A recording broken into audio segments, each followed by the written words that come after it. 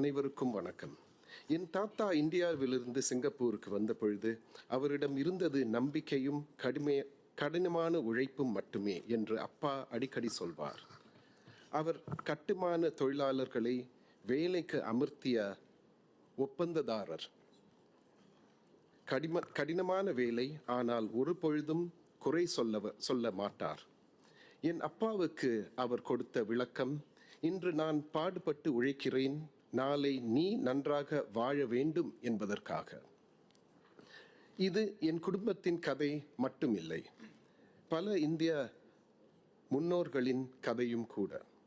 அவர்கள் தொழிலாளர்களாக, வர்த்தகர்களாக, ஆசிரியர்களாக இங்கு வந்தார்கள். பல சிரமங்களை எதிர்கொண்டார்கள். ஆனால் அதே சமயம் அவர்கள் குடும்பங்களை வளர்த்தெடுத்தார்கள். பள்ளிகள், கோவில்கள், பள்ளிவாசல்கள், தேவாலயங்கள், சமூக அமைப்புகளை நிறுவினார்கள். அவையெல்லாம் இன்று வரை நிலைத்திருக்கின்றன. அவர்கள் செய்த தியாகங்களால் தான் நாம் இன்றைய தலைமுறை முன்னேறியுள்ளன. சமீப காலத்தில் சிங்கப்பூருக்கு புதிய இந்திய குடியேறிகள் வந்துள்ளனர். பலர் படிக்கவோ வேலை செய்யவோ இங்கு வந்தார்கள். நாளடைவில் அவர்கள் ஊர் திரும்புவோராக இல்லாமல் சிங்கப்பூரை தாங்கள் நிரந்தர இல்லமாக தேர்ந்தெடுத்தனர். அவர்களுடைய கனவுகள் நம் முன்னோர்களுடைய கனவுகளைப் போலதான். நல்ல குடும்பம், போதுமான வருமானம், நாட்டிற்கு அர்ப்பணிப்பு. இன்றைய இந்திய சமுதாயம் பன்முக தன்மையுடையது. நம் தமிழர்கள், பஞ்சாபிகள், குஜராத்திகள், மலையாளிகள், தெலுங்கர்கள், சிந்திகள் மற்றும் பலர்.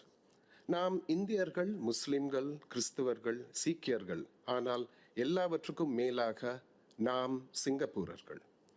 எனவே இன்று நான் இங்கு நிற்பது இந்திய சமுதாயத்தின் பிரதிநிதியாக மட்டுமல்ல, சிங்கப்பூர் சமுதாயத்தின் ஒரு அங்கமாகவே நிற்கிறேன். எங்கள் சமூகம் தனித்து முன்னேறவில்லை, நாட்டு முன்னேற்றத்திற்கு ஒரு பகுதியாக இருந்தது. அதைத்தான் இந்திய சமூகத்திற்கும் நாட்டிற்கும் பெருமை சேர்த்த திரு எஸ். ராஜரத்னம் வலியுறுத்தியுள்ளார். எந்த ஒரு சமூகமும் தன் பாரம்பரியத்தை மட்டுமே கட்டி காக்காமல் ஒன்றுபட்ட சிங்கப்பூரை உருவாக்க வேண்டும் என்று கூறினார். இந்த வார்த்தைகள் நமக்கு வேத வாக்கு.